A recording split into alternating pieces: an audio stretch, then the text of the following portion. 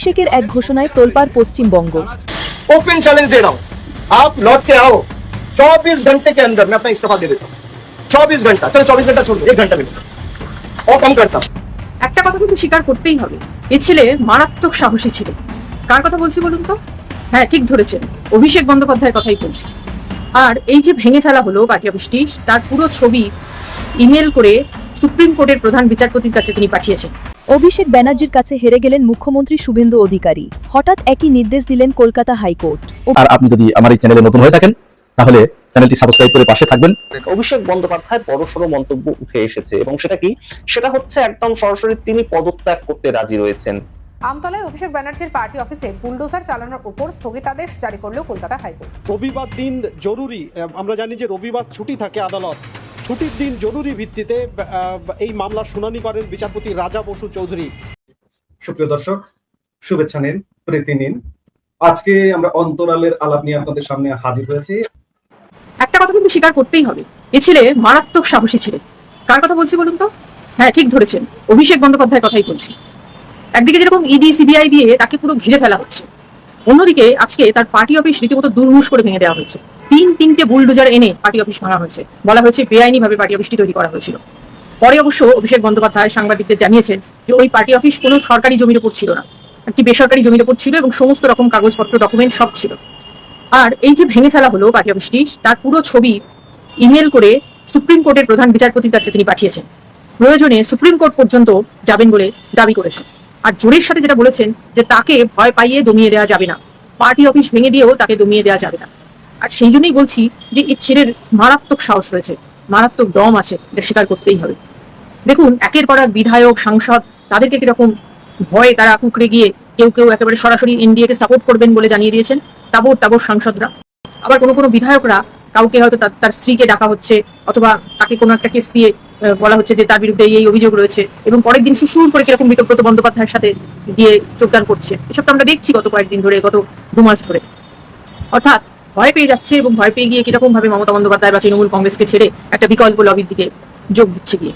অথচ দেখুন, অভিষেক বন্দ্যোপাধ্যায়কে কতবার তাকে ডাকা হচ্ছে, নোটিশ দেওয়া হচ্ছে, তার পার্টি অফিস ভেঙে দেওয়া হচ্ছে, কি না করা হচ্ছে, অথচ তাকে কিন্তু দাবানো যাচ্ছে না। জোরের সাথে বলে যাচ্ছেন যে ভয় পাই না, ভয় পাওয়ানো যাবে না, এই সমস্ত করে আমাকে ভয় পাওয়ানো যাবে না। অদ্ভুত ব্যাপার। কিন্তু আরো একটা অদ্ভুত কথা আজকে তিনি বলেছেন, তার দিক থেকে হয়তো তিনি কৌশলগতভাবে বলেছেন, কিন্তু আমাদের দিক থেকে শুনতে অদ্ভুতই লাগছে। কি বলছেন তিনি নাকি পার্টিটাই ছেড়ে দেবেন, অর্থাৎ তৃণমূল কংগ্রেস নাকি ছেড়ে দেবেন। তিনি কেন ছেড়ে দেবেন না, যারা বলছেন, যারা তাকে সহ্য করতে পারছেন না, তার বিরুদ্ধে সকাল বিকাল গালমন্দ করছেন, সেই পার্টি নেতাদের উদ্দেশ্যে বা এক্স পার্টি নেতাদের উদ্দেশ্যে তিনি বলছেন যে আপনারা সবাই দিদির কাছে ফিরে আসুন, আমি 1 ঘন্টার মধ্যে দল ছেড়ে দেবো। অর্থাৎ আমার বিরুদ্ধেই তো অভিযোগ, আপনারা ফিরুন, আমি দলটা ছেড়ে দেবো। ভাবুন, এখনো পর্যন্ত ওই যে একটা কথা আছে না, ভাঙে তবু মচকায় না, একদম মানে খাপে খাপ হয়ে যাচ্ছে অভিষেক বন্দ্যোপাধ্যায়ের ব্যাপারে। এতটাই সাহসের সাথে এখনো পর্যন্ত তিনি কথা বলে যাচ্ছেন, মিডিয়ার সামনে এসে বলছেন, কখনো তিনি ফেসবুক পোস্ট করে বলছেন, কিন্তু সাহসিকতা দেখিয়ে যাচ্ছেন। জানি না কতদিন পর্যন্ত এই দম তিনি দেখাতে পারবেন, এবং জানি না সত্যি শেষ পর্যন্ত তাকে জেলে পোড়া হবে কিনা, কারণ প্রতিনিয়তই তো বিজেপির নেতারা বলেই যাচ্ছেন ভাইপোকে জেলে পোড়া হবে, ভাইপোকে জেলে পোড়া হবে। তো যাই হোক, ঘটনা, তার সাহসিকতা নিয়ে কোনো কথা হবে না, তিনি যে প্রবল সাহসী অন্ততপক্ষে এটা বলাই যেতে পারে। আমতলায় অভিষেক ব্যানার্জির পার্টি অফিসে বুলডোজার চালানোর উপর স্থগিতাদেশ জারি করলো কলকাতা হাইকোর্ট। রবিবার 19 জুলাই বিচারপতি রাজা বসু চৌধুরীর বিশেষ বেঞ্চ নির্দেশে জানিয়েছেন, জুলাইয়ের শেষ পর্যন্ত অথবা এই মামলার যতদিন না শুনানি হচ্ছে ততদিন এই স্থগিতাদেশ বজায় থাকবে। রাজ্যকে সমস্ত নথি আদালতে পেশ করতে হবে। এদিন শুনানিতে লিপস অ্যান্ড বাউন্সের পক্ষে আইনজীবী কোনো অভিযোগ থাকলে আইন অনুযায়ী নোটিশ দিয়ে আবেদনকারীর বক্তব্য জেলা প্রশাসনের আগে শোনা উচিত। ওই সম্পত্তির মালিকের অধিকার আছে নিজের বক্তব্য জানানোর, কিন্তু এখানে কোনো নোটিশই দেওয়া হয়নি। কি অভিযোগ সেটা জানানোর আগেই প্রশাসন পদক্ষেপ করেছে। তিনি আরো বলেন, কোনো অভিযোগপত্র আমাদের কাছে দেওয়া হয়নি, আর এদিকে বুলডোজার চলছে, তার জন্য সমস্ত কিছু লুট করা হয়েছে পুলিশের সামনেই, আইনের তোয়াক্কা করা হয়নি। সম্পত্তির অধিকার একটি মানবাধিকার, ইডি এই সম্পত্তি বাজেয়াপ্ত করেছে, কিন্তু এসডিও কিভাবে ভাঙচুর করতে পারেন? রাজ্যের অ্যাডভোকেট জেনারেল সুরজিৎ নাথ মিত্র জানান, এখনো মামলার কপি সার্ভ করা হয়নি, আমাকে প্রশাসনের বক্তব্য জানাতে সময় দিতে হবে। ওই অফিসের নির্মাণ নিয়ে মামলায় কোনো কিছু উল্লেখ করা হয়নি, নির্মাণের অনুমতি ছিল কিনা সেই সংক্রান্ত নথি দেওয়া হয়নি। বিচারপতি রাজা বসু চৌধুরী জানতে চান, তার মানে কি ওই অফিসের নির্মাণের কোনো অনুমতিই নেওয়া হয়নি? জবাবে রাজ্যের অ্যাডভোকেট জেনারেল বলেন, হ্যাঁ, নথি থেকেই সেরকম দেখা যাচ্ছে। 15 জুলাই শুনানি ছিল, তাদের একজন আইনজীবী হাজির হয়েছিলেন, তাদের বক্তব্য লিপস অ্যান্ড বাউন্সের উদ্দেশ্য করে দেওয়া হয়নি। এই নিয়ে আমাদের কালেক মানুষের রিপোর্ট দেখাবো। ডায়মন্ড হারবারের আমতলায় সাংসদ অভিষেক বন্দ্যোপাধ্যায়ের পার্টি অফিসে বুলডোজার চালানোর উপরে আপাতত স্থগিতাদেশ জারি করলো কলকাতা হাইকোর্ট। রবিবার দিন জরুরি, আমরা জানি যে রবিবার ছুটি থাকে আদালত, ছুটির দিন জরুরি ভিত্তিতে এই মামলা শুনানি করেন বিচারপতি রাজা বসু চৌধুরী। তিনি নির্দেশে জানিয়েছেন যে এই অফিস, পার্টি অফিস ভাঙার আগে, বুলডোজার চালানোর আগে মামলাকারীর লিপস অ্যান্ড বাউন্স, যেটি অভিষেক বন্দ্যোপাধ্যায়ের কোম্পানি, তাকে নোটিশ দেওয়া উচিত ছিল এবং নোটিশ দিয়ে সেই নোটিশের রিপ্লাই দেওয়ার সুযোগ দেওয়া উচিত ছিল রাজ্য প্রশাসনের, কিন্তু সেটা করা হয়নি। সেই জন্যেই আপাতত ওই ভাঙার ওপরে জুলাই মাসের শেষ পর্যন্ত বা এই মামলার যতদিন না শুনানি হচ্ছে ততদিন স্থগিতাদেশ আরোপ করা হচ্ছে ভাঙচুর করার উপর। এই মামলা রেগুলার বেঞ্চে আগামীকাল শুনানি হবে।